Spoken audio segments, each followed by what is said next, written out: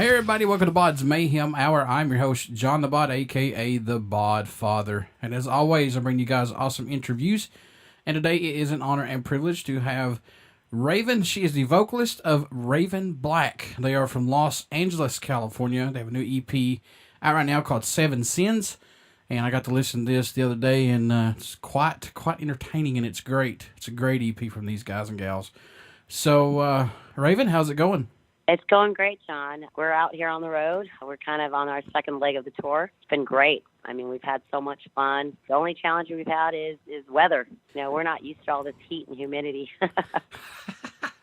I would say not, coming from L.A. But, I mean, I would say you guys would be used to it, though. Well, yes and no. I mean, there's been thunderstorms, and it seems like we've been kind of lucky.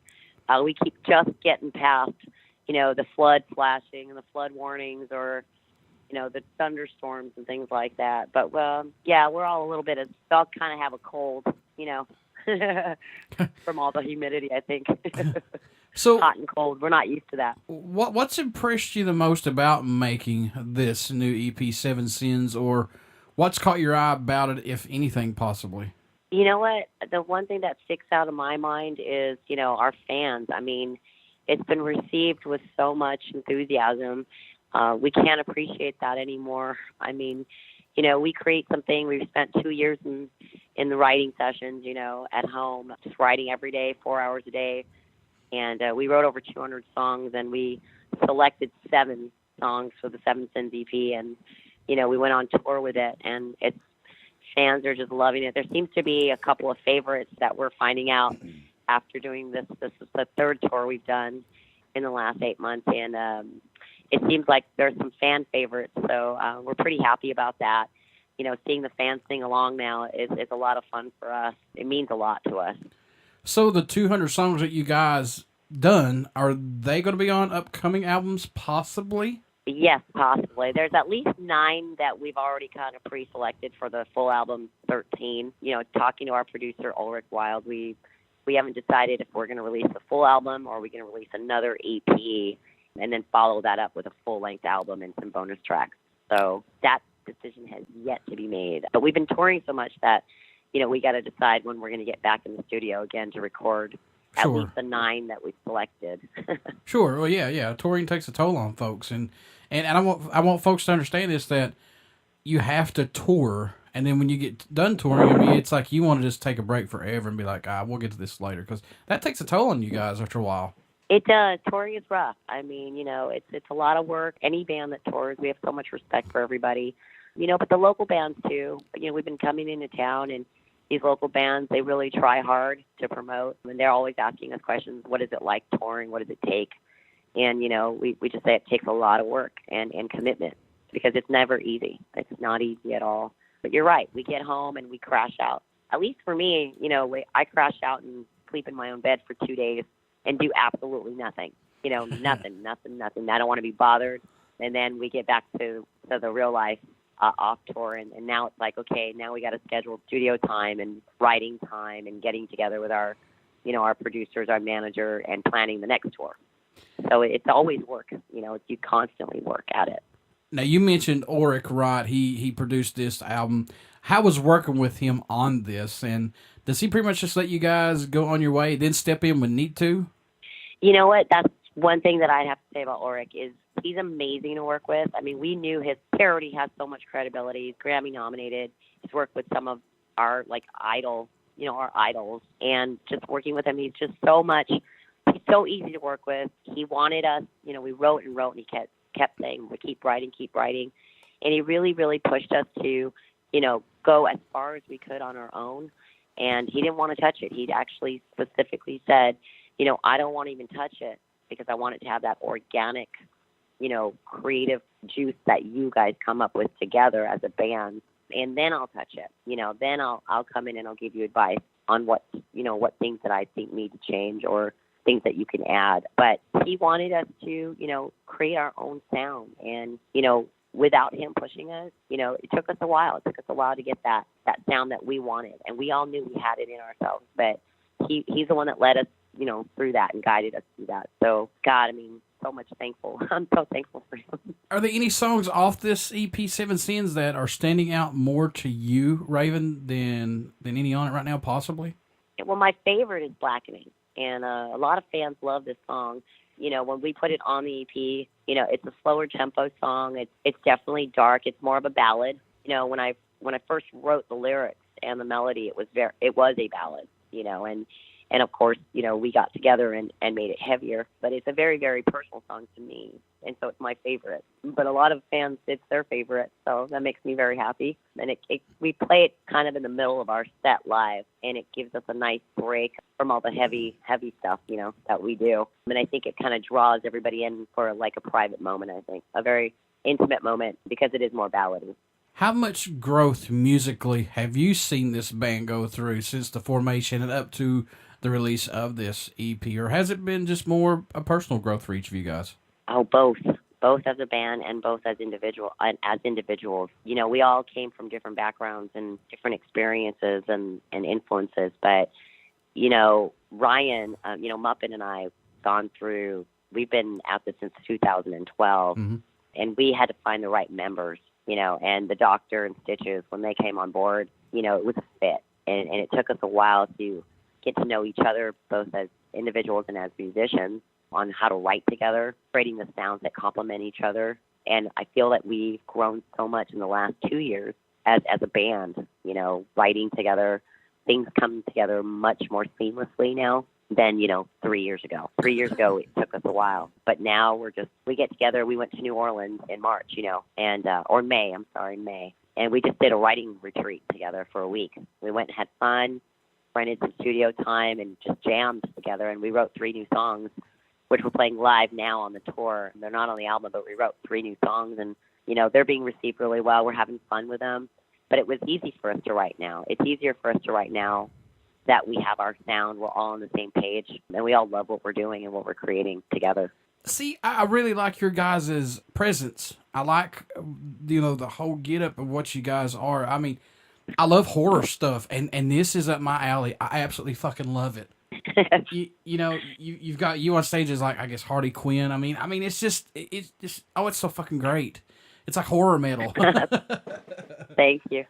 Well, you know, there's bigger things to come. You know, the vision that we have as a band, it definitely, you know, somebody said it best in an article. They did a review of the EP, Chimera magazine, Chimera, CHIMERA.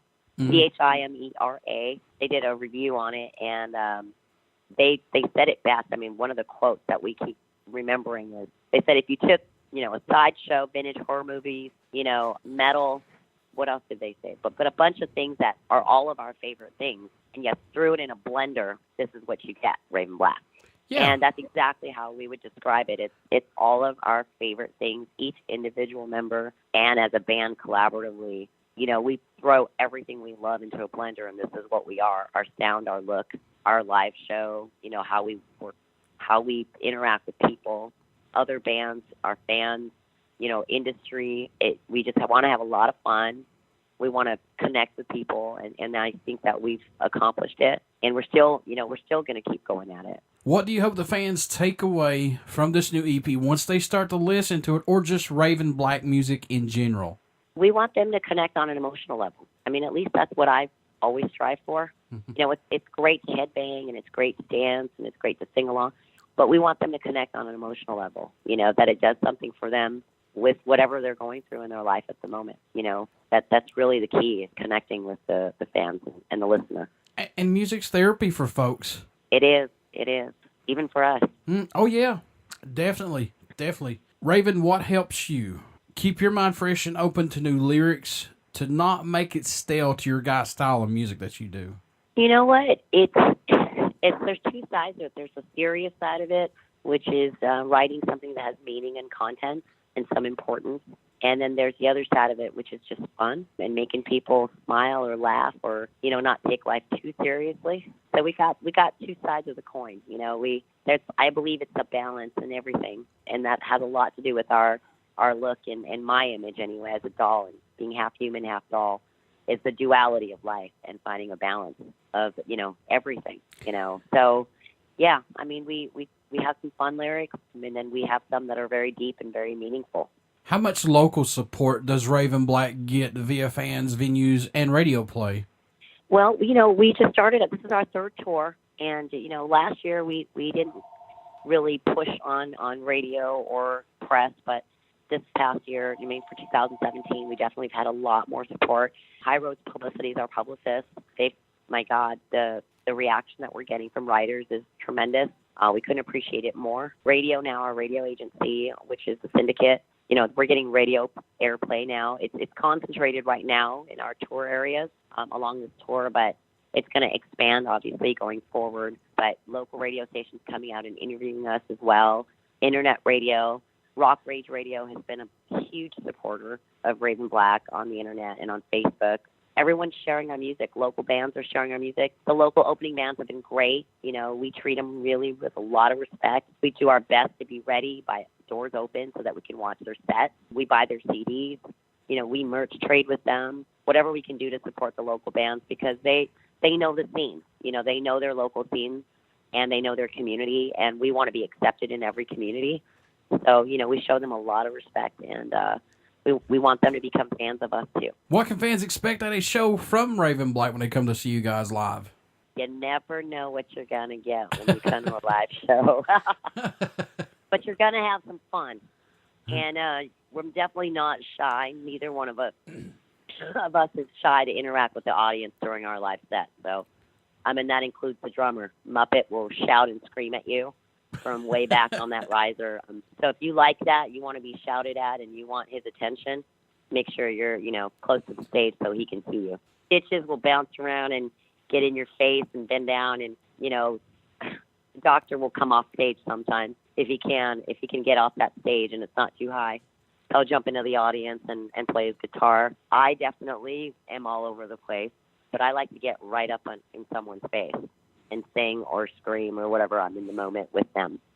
So we're very interactive. So, yeah, if they're afraid of personal space, they definitely don't want to be in the first 2 or 3 rows. Do you guys, I know this is kind of a double-edged sword question, but we're in the digital era of recording albums and plus social media and things like that. Do you guys like this to get your music out quicker and plus get your name out quicker with social media and stuff like that now? You're right. It is a double-edged sword. It's good because we get worldwide distribution, and people being able to share our music it's easy. It is difficult because, there isn't any income in it that brings back our ability to tour and to get it out more.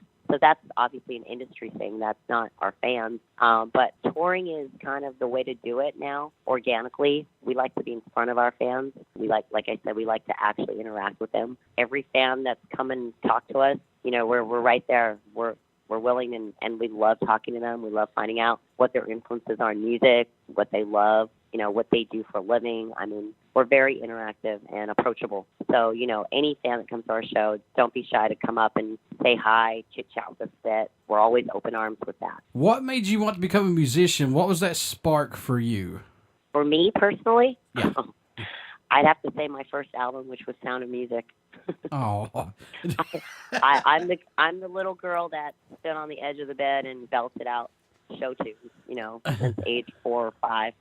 So it's always been that way for me. Since you guys started, is there a country or region that has surprised you of the support you guys have gotten with your music, or show or moment that stands out more to you guys, if possible? Any? Like I said, we've been touring since October of last year. We made that decision not to tour until our album was really, really good, and with the direction of Auric again, we didn't want to release anything that was kind of halfway done or, just put out anything that's like 14, 15 songs that were just filler songs. We wanted to really put something out that we knew our fans would enjoy. But the surprising support, I'd have to say, is Mexico. We played Hell in Heaven Festival last year, and we have such a tremendous amount of support from, a number of cities in Mexico, the country Mexico. And they're, constantly asking us to come back. And that's something that we have to do every year. We're going to go to Mexico every year to see our fans there. But it's in the thousands, literally in the thousands. And they're just waiting for us to release something else and come back every single time we're on, anything that was released here. We're on tour here in the U.S., and they're like, when are you coming back to Mexico? You know? But yeah, it's that band, their culture, it's just different. You know, it's different. It's not better or worse. It's just different from the U.S. And, you know, we have to acknowledge that. I mean, they absolutely receive us well. Always constantly inviting us to come back. You know, and I'm sure you guys, when you're in Mexico, I'm sure it has to make you humble and appreciate what you guys are doing, and especially the fans taking in your music and singing the lyrics in English, or as best they can, you know, and in a different language. That's crazy. Yeah, they do it, though. They sing along. They're just a huge support. You know, I don't know how many times I have to click see translation on my Facebook comments because it's all in Spanish, and I don't read Spanish. So, right. But I respond, and hopefully I respond, and it comes out correctly on their end. You know. She told me to go eat a burrito. I just said I liked her music. Yeah. That's so wrong. Oh, I'm wrong. I'm sorry. No. No, it's fine. If you guys could work with any musician, dead or alive, or band that's broken up that you'd like to get back together and work with, who would it be, if anybody? Well, we just had this conversation on the ride here, our 6-hour drive. And I think there's 3 bands that we want to tour with as soon as possible, if they'll have us. It is Manson, Rob Zombie, and Avatar. Ooh, nice. That would fit. No, there's many more, but those are the top 3 right now. Those would fit. Yeah. Definitely. I know you guys haven't been around that long.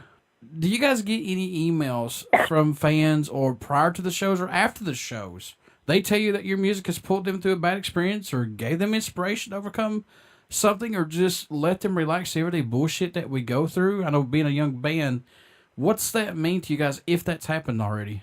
It happens all the time. It's happened all the time, and we respond immediately because those are moments, you know, things like, you know, if you pull me through a really, really difficult time, your music saved my day. You know, one person wrote to us and said, you know, Blackening was my anthem of the day. Another fan recently actually came to the show and said, you know, he just broke up with his girlfriend, he just lost his job, and he just needed to come out and see us. And, you know, we just completely changed his day. Like, we just completely changed everything for him. And, you know, now he feels the strength and empowered to move forward, you know, and bought our merch, gave me a big hug, told me his story, and then went home. And so I hope he's doing really well. But yeah, we get that all the time. And that is probably one of my favorite things, is knowing that, you know, we are helping people through our music. Yeah, I got to say, folks, this is a great EP. Like she just mentioned, Blackening, that's a hell of a song. Damaged is a damn good song. Thank you. Twinkle, Twinkle, Little Stars, very, very awesome. The whole EP is good from start to finish. There's not a bad song on it. Thank you. Thank you so much. You are very welcome. I suggest everybody go out and pick this up because you will not be disappointed. And if you are, then you have sadly mistaken and fell short of what good music is. I'll just lay that on the line right now. So, thank you, Joe. You're very welcome. With that being said, how can folks stay in touch with you guys, buy some merchandise, tour dates? How can they do that? Everything is on Facebook if you want to go one stop. So facebook.com/RavenBlack Band. And then we have our website, which has the tour schedule, RavenBlackBand.com. We're on Instagram, RavenBlack Band. We're on Twitter. We're on Spotify. You could buy our merch, our CD, through iTunes, Amazon, Shopify, Facebook, Big Cartel. I mean, from our website, there's so many places you can pick something up. But we definitely want to meet you. We want to talk to you. We want to know why you love our music. We want to know how you heard about us. We want to know what you're doing. If you're an inspired musician and you have questions, we want to talk to you. There's a few of our fans that spent time with us, and, you know, they're aspiring musicians. They want to create a band and they want to play music. And, you know, we gave them the advice that we know of based on our experience. And, you know, we hope that it inspires them to continue to do the work and go for it. You know, everybody wants to do the dream. You've got to keep going. You got to keep going. You got to do it no matter, you know, how hard it is. You just got to keep going. Yeah, you got to put the effort into it if you want to have something. It's just not going to fall in your lap. Exactly. Before I let you go, would you care to do a promo for the show? Of course. Hi, this is Raven from RavenBlack, and you are listening to BODS Mayhem Hour. Everybody stick around. We got some great music coming up, and you only hear these interviews right here on BODS Mayhem Hour and Uber City Radio. Thank you, Raven. Thank you so much, John. Have a good one. Now you're the golden.